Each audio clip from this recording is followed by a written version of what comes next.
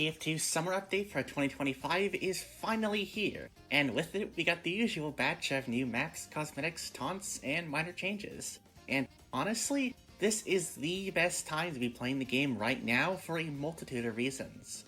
At the time of recording the voiceover for this, it'll have been around a week since the update was released, so my opinions on some things may change depending on when you're watching this. Either way, I think this is one of the best summer updates we've gotten so far, and I wanted to make a quick video about it to share some of my thoughts. The next few videos I plan on making are likely going to be pretty long, so take this as a bit of an intermission between uploads. Hopefully the wait won't last for another 3 months.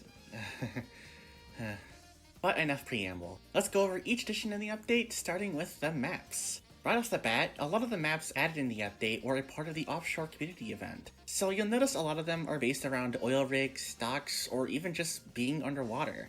I really like this, as it gives the summer updates a bit of a general theme going on like Scream Fortress or a Smithsmith, rather than several random maps with no real correlation. Obviously that's not a bad thing, but I do still appreciate the inclusion of some unrelated maps, so the update isn't entirely around offshore. Now for the maps themselves, and honest to god, some of these might just be the craziest and most out there maps that have ever been added to the game outside of Scream Fortress, and I love them. Starting with cargo, the feeling of playing an entire map on a giant cruise ship is an insanely cool idea, and from what I've played, the layout isn't half bad. The first point is fine, though the final point is just a bit too open and prone to sniper sightlines for my liking, and this little cubby next to the point just feels kinda awkward to fight in. Maybe I need to just play the map some more, but for now, it feels like a pretty average attack defend map, though not at all a bad one. CTF Pressure has an awesome theme going on, with it taking place in an underwater facility. I love the contrast between red and blue sides of the map, with blues almost feeling like an aquarium with plaques detailing the fish they're keeping in captivity, and the funny billboards that look like they were ripped straight from Half-Life, while red's side is more of a function over fashion deal, with grungy walls, machines running in the background, and even a bulletproof glass at the intel rim. Very nice. As for the gameplay, it's not bad. I don't really care for Capture the Flag as a game mode, so I'm not a great critic of these maps, but from what I've played, it's quite nice. The intel room has several routes that prevent obsessive turtling, and the central area is very reminiscent of something like Turbine with these sniper balconies, though there are a couple different paths to take in case one is too hard to break through, which is nice. There's also this underground tunnel system that can be good for sneaking the intel in and out, and having a giant open pit in the middle of the map is interesting to play around. It never really felt like there were any major stalemates where neither team was ever able to get even close to the intel, so it's probably a well-balanced CTF map, and as a map purely for deathmatch, it's also probably good. Again, I don't really like playing the game mode, like, ever, so I don't fucking know, it's probably alright.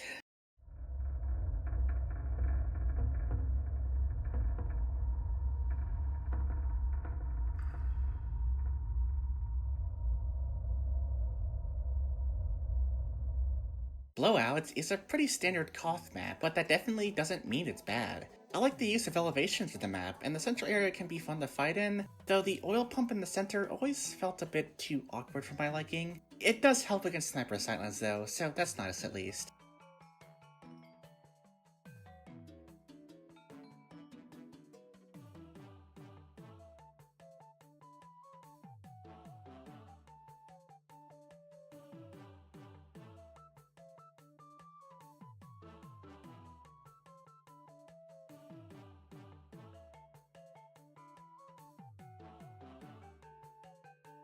Fulgur might actually be my second favorite map in this update. It's a very down-to-earth 3-point attack defend map, but there's something about it that makes it play out so nicely. I really like the visuals in the map. It gives me the vibes of a map you see added in Jungle Inferno for some reason. The gameplay is also quite spacious, even indoors, with a good amount of paths to take and advantageous rims to set up in. It's honestly just a very balanced map overall, with each of the points feeling challenging to push into, which is great. Again, it's not trying to do anything special or flashy, but that's not a bad thing. Sometimes less is more, and I can appreciate Fulgur for that. Set in the barren wastelands of Canada, Conifer feels like a very old-fashioned attack-defend map, like something you see added to the game in TF2's earlier times. It's very drab and muted in many areas, a lot like TF2's older maps, but in that weird way that makes it feel very appealing to me. It's hard to describe, but I quite like it. Like Fulgur, Conifer plays pretty decently. I like what's going on with the second point, though it feels just a bit too spread out with this route leading to a helicopter. It ends up splitting the teams into two different fighting groups, which is interesting, but it kind of feels like fighting here is a bit redundant at times. I think I definitely need to play the map some more before I come to any solid conclusion, but for now, I think it's a pretty average map. Not bad at all. Manhole has a really cool twist of having an entire underground tunnel all throughout the map. It's a lot more complex than you might think, though not enough to get completely lost in, and I can see some pretty cool plays happening if the enemy team doesn't pay attention to the tunnels. I haven't seen a lot of play within the tunnels during my time playing the map, but I'm sure that'll change once people get a good feel for the map and its layout. Even without the sewer system, it's a very fun map to play around, and strikes a nice balance between open and closed in, which is really impressive. The visuals are on point too. It perfectly gives off an inner city vibe that I'm surprised hasn't really been expanded upon all that much in other TF2 maps. Overall, pretty good map. I would definitely recommend trying this out for yourself. Boardwalk's edition is one that really surprised me. Its Halloween version, Laughter, was added almost 6 years ago, and I never thought the original version was going to get added, but I'm glad it did. Laughter was already one of the most solid Halloween maps for me, so being able to play it year-round with Boardwalk is great.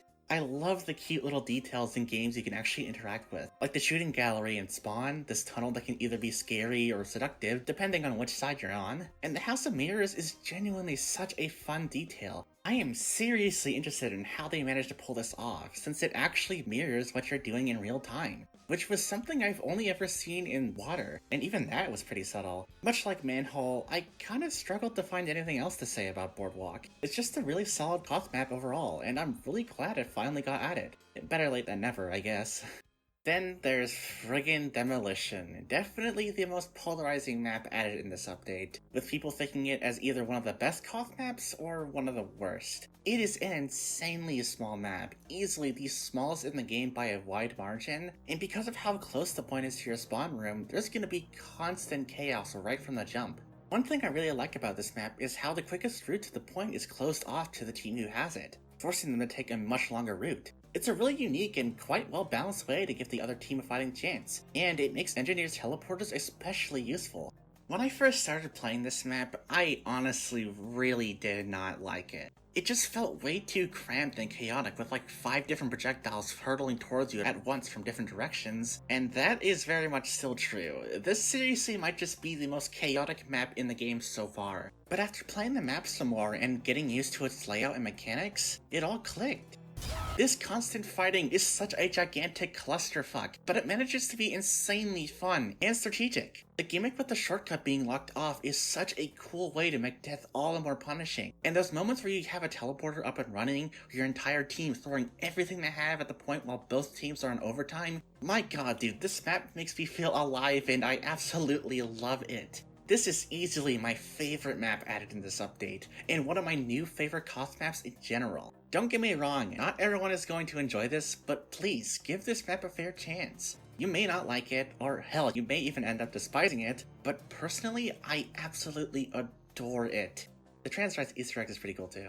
Then there is Citadel, which I can already see being a fan favorite because of just how crazy of a map it is. The main gimmick is being able to place buildings on the cart itself, which is such a cool idea. You can add a bit more defense with a sentry, double up on the healing and ammo with a dispenser, and even give an instant teleport right to the point if you're able to get a teleporter set up. It sounds like a pretty unfair gimmick, but since these buildings are all out in the open, they're inevitably gonna get shot down from a heavier soldier, though the existence of the short circuit makes the process a bit more annoying than it should be. Seriously, Valve, just please nerf this damn thing already. Aside from that, the map is just ginormous. Tons of open areas to blast jump around, some crazy high ground spots that both teams can take advantage of, and a control point gimmick at the final point where blue needs to stay on the cart for a period of time, ripped straight from Odyssey, one of my favorite payload maps. Citadel is just batshit insane, and while it might be a bit too much at times, it perfectly embodies the craziness that casual mode has to offer, and I love it. It may not be one of my favorites, but it's a really solid pick overall. And finally, there's Aquarius, and holy shit. Okay, so you have a one-stage payload map where half of the area is submerged in water, with several areas taking the cart in and out of the water, as well as cliffs just begging for a pyro to spam air blast near, and at the end you push the cart into a giant shark tank that blows it up. I have no idea how this map manages to play out as well as it does. It sounds like it should be a complete mess with pyro sharks infesting the entire damn area and dealing with the awkward controls and physics of underwater gameplay, but I don't know how they do it, but this honestly feels like one of the more balanced payload maps of all time. Honestly, my only real complaint is that I don't really get what's up with the first point. It's literally just a downward elevator towards a body of water, and bam, you're done with the first checkpoint. I think what's supposed to happen is that blue has to push the cart while being attacked by red from all sides, which is a really cool sounding concept, but I don't think the map has been out long enough for that to consistently happen. I'll give it a bit more time before things really start to come together. What an insane map, dude, and it somehow goes together so damn well. All these moving parts with like 4 different gimmicks, and yet it still manages to be a decently balanced map. You really have to play it yourself to believe it, though I will absolutely not blame anyone who ends up despising it. Much like Demolition, I imagine you're either gonna love it or hate it, with no real in-between, and I for one absolutely love it. And that's all the maps. Again, this is seriously one of, if not the craziest maps I've ever seen added to the game. And while they may not be for everyone, they can be an absolute blast for the right people. Huge congratulations to everyone who got their maps added. I may not have ended up liking all of them, but they're all still phenomenal experiences in their own way. So please, if you haven't already, give them all a try, even if they do look a bit scary. Not like there's anything left to lose, right? That being said, I do wish there was a bit more variety in the game modes. There are way too many Koth and Attack Defend maps, with nothing for other game modes like 5CP or Player Destruction. It's a shame too, because the maps that were released for those modes last year were a ton of fun. No completely new game modes this time either, which is surprising. I really thought that VIP game mode or King of the Kart were going to get added, and it's a bit of a shame to see neither of them did. From what I played during the map's playtests, the game modes seem to be really fun, so hopefully they'll get another chance in the spotlight at some point in the future. Alright, now for the cosmetics, which... they're alright. I don't think any of them are egregiously bad or anything, but none of them really speak out to me in the same way that last year's cosmetic crates did. One thing I noticed very quickly was how few offshore cosmetics there were, with only Pyro getting any. A little weird how we got so many offshore maps, but barely any cosmetics, but it's not a big deal. What is a big deal though, is the fact that Soldier and Demo only got one cosmetic, and I really wish they would stop doing this, man. It is so disappointing to wait months for a new case to drop, only for your favorite class to get a single cosmetic. It's even more annoying considering the exact same thing happened to Demo last summer. Like, why does this keep happening? Would it really hurt to make sure each class got at least 2 cosmetics? I don't know. This just always bugs the hell out of me, even if it's for a class I don't really care for much. As for the taunts, they're all great. My favorite is easily Flying Colors, which was honestly the #1 thing I wanted to add to the game since I first saw it on the workshop, and I am so glad it did. Each of the poses the mercs make is full of personality and looks so damn cool to pull off after capturing the winning point. Final Score feels like a very vanilla taunt, though that's not at all a bad thing. It feels like something Valve themselves would make at some point, and when used to actually taunt the enemy, it's quite nice. Bear Hug is on the complete opposite end of the spectrum though, being an adorable partner taunt for Heavy. It's just oozing pure joy and charm that no other taunt does, and I love it. But then there's Texan Trick Shot, a taunt for Engineer that just so happens to be the first ever community-made taunt kill, and people do not like that. Okay, I don't mean to group up parts of the community like that, especially considering the vast range of exaggerations some players like to do, but this has definitely been a hot topic ever since it was first added. People arguing about the taunt being pay to win, with someone potentially being able to get an advantage over people who don't have it, and I mean, I guess it's technically pay to win, but to be blunt, the advantages someone gets by having it is so astronomically tiny, and the realistic situations in which it would genuinely be useful to have are so hyper-specific that I just don't really care. Like, yeah, if you don't have the Frontier Justice or Gunslinger, you'll have access to a taunt kill you can only get through buying it, but it's one of the slowest windups in the entire game, and it has several distinct voice lines and sound effects that'll make it clear there's an entry nearby trying to get a cool clip. Realistically, I don't think taunt kills should only be available by purchasing them, but in the grand scheme of things, I don't really care. I totally understand people not wanting more to be added, but yeah, some of you guys are definitely overestimating how big of a deal it really is, but hey, what else is new? Oh yeah, unusual effects. I don't know, I never really paid any attention to them, but what I've seen is pretty good. If I was into unusuals or trading, I would probably like them. So, what about the miscellaneous stuff? Well, one really good change implemented was a significant reduction in the amount of time it takes for a map to finish at the end of a match. I'm pretty sure it's now half, if not even shorter than what we had before, which seemed to be a decently big issue to a lot of people. So I'm glad to see a fix be implemented. Here's to hoping we get even more improvements to casual matchmaking in the future. And no, I don't mean reverting it to quick play. However, possibly the biggest news I don't see anyone talking about is the 1-year anniversary of the bot crisis being completely eliminated. Over a full year with absolutely no major surge of bots, with the occasional attempt of a return being quickly snuffed out. I feel like everyone was waiting with bated breath on whether this would stay the case for a long time, and I'm finally confident in saying they're gone for good. Hopefully.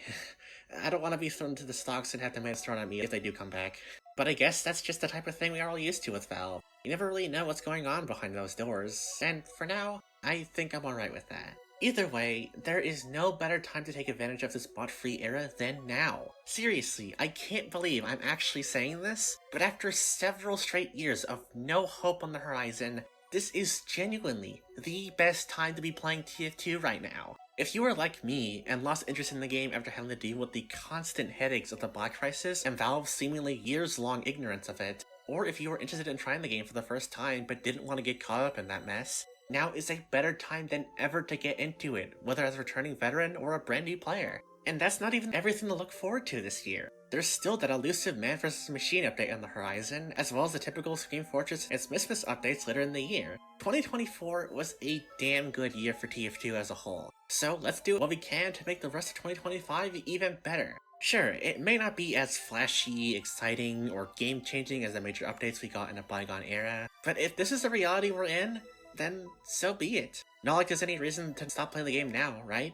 To finish off this video, I would like to do something I don't think any other YouTuber has done before. Almost every single part of this update was done by and for the community, and I just don't believe they're getting the proper recognition or thanks they deserve for making some incredibly high-quality content that's been keeping the game alive for the last 7 years. So, with that said, on screen is a list of literally every single person who worked on the update in some way. I really hope I didn't miss anyone, but if I did, please let me know. Even if you aren't a fan of what these creators made for one reason or another, please go and give your thanks and congratulations to them for getting their hard work added to the game. Positivity goes a long way in such a hostile environment, after all.